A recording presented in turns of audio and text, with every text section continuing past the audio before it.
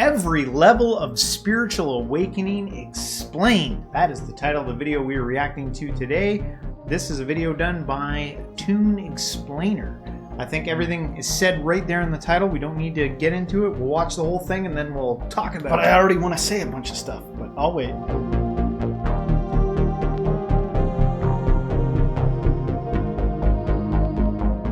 The Sleepwalker. In this level, the soul is silent and the mind is enslaved. The person isn't truly living. They're performing. A script written by society, parents, media, and fear.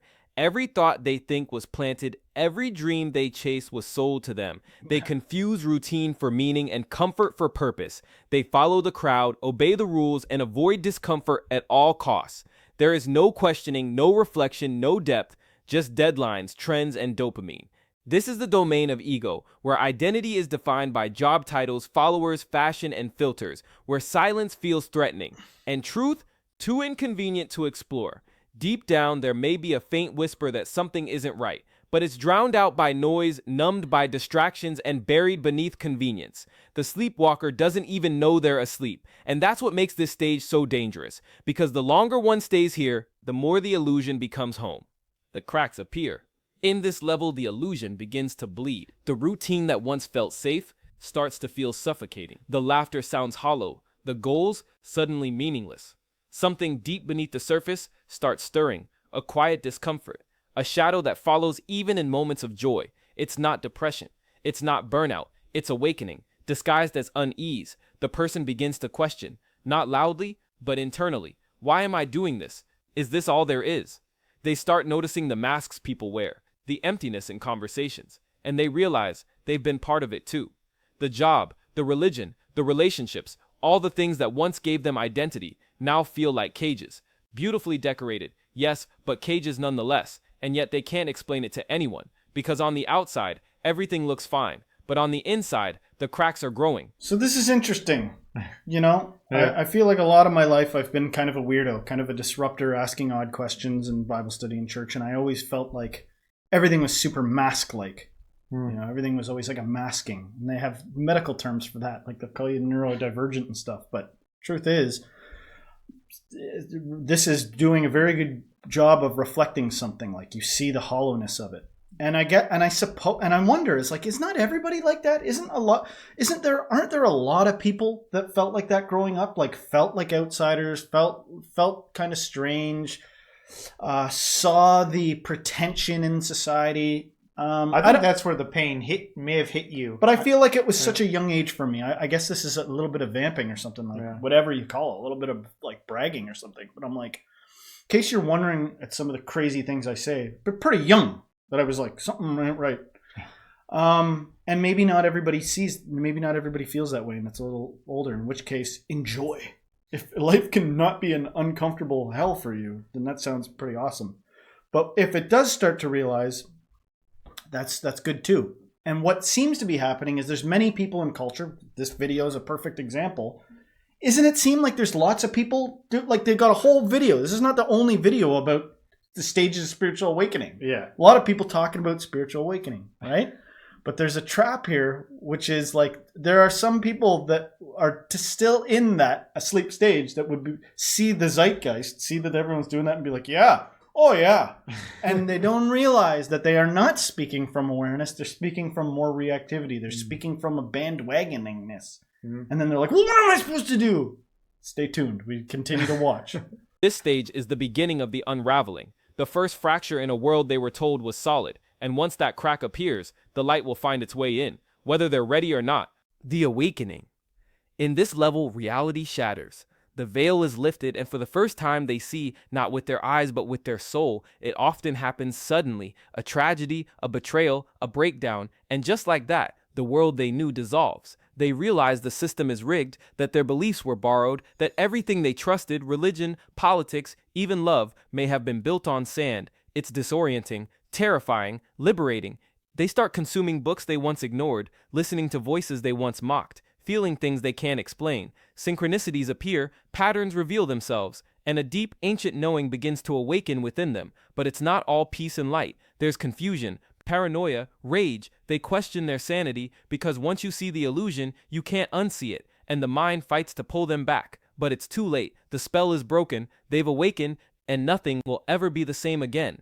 The seeker. In this level, the hunger begins. After the veil is torn, there's no going back. The world feels unfamiliar, like waking up in a dream you didn't know you were having. And now they need answers, desperately. They dive headfirst into everything.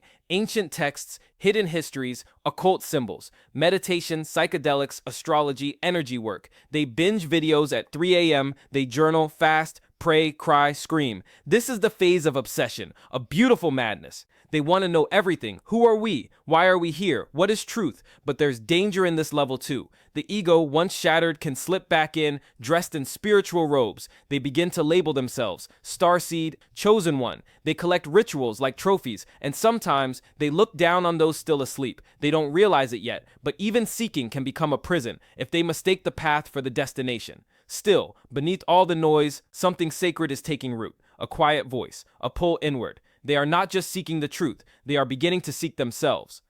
The dark night of the soul. This is where things get dark.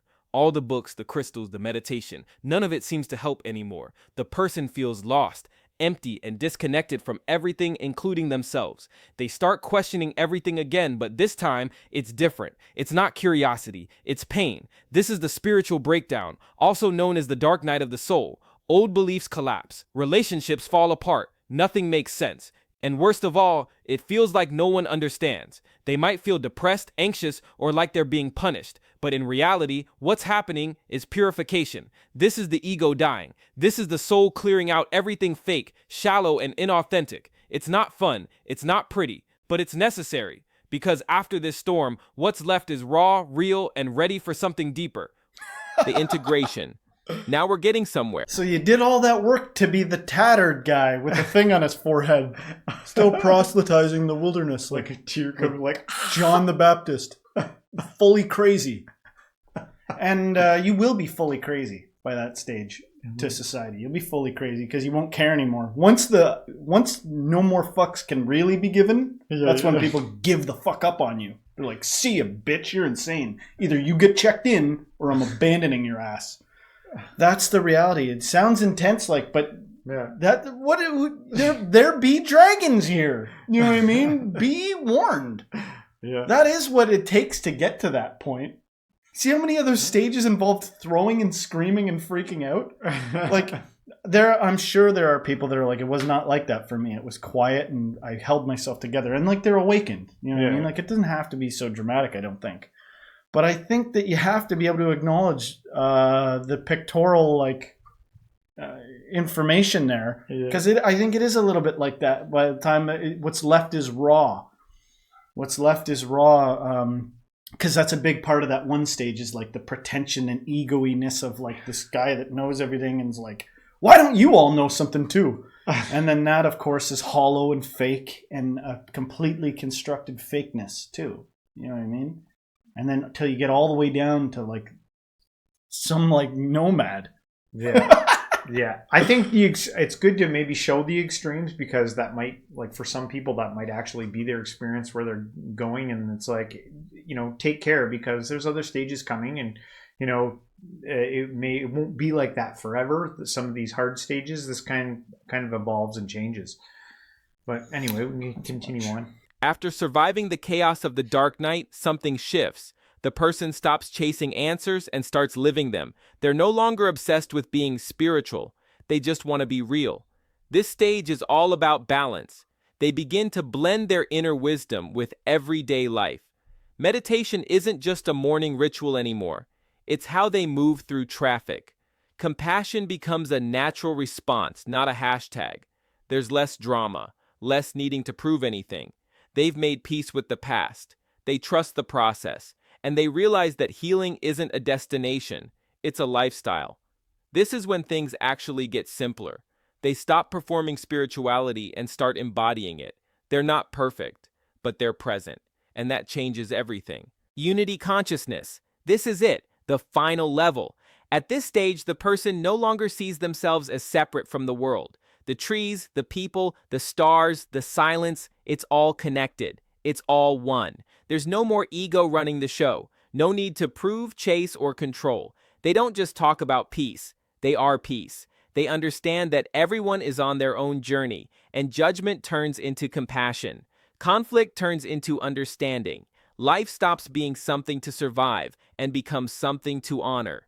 They may look like an ordinary person on the outside, but inside, they've found something rare: stillness, clarity, oneness. And here's the twist: they don't feel above anyone.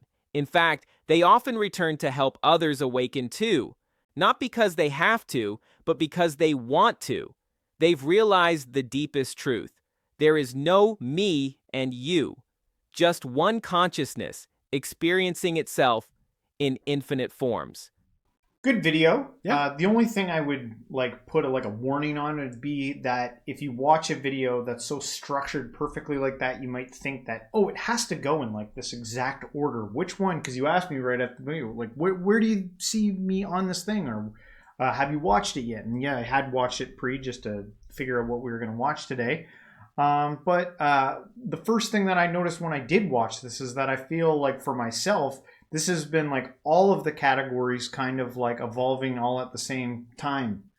Some on the farther end of the scale, less than more on the front end, probably higher. I feel less of a sleepwalker, probably more than any of them, but I still have sleepwalkery phases, things I'm still working through. And then the ego cracks one, there'd be, a little more there. And then, I feel like I've got parts of this that I could pick from that I'm I'm a little bit of that, a little bit of that, a little bit of that. Right before it started, yeah, I said, which one of these? I haven't watched this yet, but which one do you think I'm at? And then I said, which one are you at? And that's what you said. You said, I feel like I'm all of them. And I said, ooh, that's a good answer. And then we decided to save that for here. But one thing I would say is, of course, you can fake it, but you can't fake it. You can fake it, of course. Yeah. But you can't fake it. You can fake it. Yeah. But the reality is either real for you or not. Yeah. Doesn't that usually happen in the phase where they were talking about where you go around isn't that fakiness part of the thing that you got to break through? It's irrelevant. The final statement that he made was the best one when he said, at this point you realize that there's not a you in them. Yeah. There isn't a you in them. It's kind of hilarious and delightful whatever character does emerge to the surface, because it's I didn't make it. So whatever I am, if I'm an asshole or if I'm this or whatever, it's got nothing to do with me because there's no me. Yeah. There's not even a me there to be all scroungy. So what's operating this fucking system? Probably trauma and conditioning and all kinds of things. But I would say, I think about stories about monks from the past, and it's this monk was known to fall into fits of rage. Yeah. And this monk, Alan Watts was drinking a liter of gin before he died. And, there's all kinds of kooky characters out there. We watch all sorts of people, and we'll critique it afterwards and be like, do you think that was right? And do you think this is right? And, so if you're not being if you're holding yourself away, you're not spontaneous, you're not peaceful, you're not this and that, but that is the narrative in your head, is that you're peaceful and that you're spontaneous and that you're all those things. There's just a difference between the two. And I don't know what I am. I don't even know. Somebody else might be able to. I'm sure there'd be plenty of people be able to tell me what I am. But I did appreciate this. I thought it was a well done video, and I do feel like it reflects a lot of what's going on, and how this happens. Well, I love the idea that more and more content like this is continuing to come out. So far 72,000 people have watched a video like that, and there's zillions of videos like that. I think there's a lot of people curious out there right now about this spiritual awakening thing and what's actually going on, and if there is something behind that actual veil. Is there something, what happens when you glean some of that? He asked me this week, how had there been any changes? Because I've been consuming a lot of non-dual spiritual awakening content this week. And you may start off as just a glimmer that you can't even explain somehow, just through doing some self-reflection and asking some hard questions about where am I? Who am I? Take it easy. There's a video with the Osho where in a nutshell, he's just like, take it easy. Because the bottom line is this: don't get wrapped up in anything. Don't get wrapped up into achievement or achieving or any of that shit. You're here. That's that. You are here. We're here right now. Right? Yeah. And so what I'm saying is you could look around and might spot an old person that's like 90 and still smoking a carton of cigarettes and drinking like a sailor and lived a whole life of libertine debauchery. And then you will find some kid that's like, in grade 2 and like developed a perpetual motion machine, and there's a genius and it's like doesn't follow in the path of their parents at all. You know what I mean? And people scramble to like, well, what kind of like syndrome can we give him? It's like, he gets it. He gets it from a very young age. You know what I mean? There's some people that ain't never going to learn nothing. And when you sit there and you go, well, they're an NPC and this person's awakened and this person's that. If you ever had to delegate tasks to people, you see that there are people that are proper for the job, and you see that there are tools that are proper for the job. But getting lost in hierarchy and plotting yourself and comparing is the game of the ego. You're in ego world, buddy. You're not experiencing this life as a unity at that point. And if you're interested, keep it up. Keep looking and seeing and inquiring and meditating and doing all the spiritual stuff and turning that into an ego and a thing. But it'll plot you somewhere on this developmental scale. You either get it for real or you don't. What purpose is there in faking it? Yeah. Just be what you actually are. And then guess what? No matter what that is, even if you're tomato-faced and ranting, you are the guy that's being themselves as much as they can. Yeah. You know what I mean? Because you understand that what profits it me to honor a thought, to honor an ego, an identity, this floating thing, and achieve that. It's hollow. You can't feed a thought. You can't feed a ghost. You are here, and this is happening, and this is real right now. Where are you? You know what I mean? Ask questions like that, I guess. All right, we'll leave it here, guys. Let us know in the comments what you think about these stages. If there's anything you agree, disagree with. Hopefully you like this reaction. If you did, don't forget to hit the like, subscribe, share us with a friend, and everyone, until next time, stay spiritual.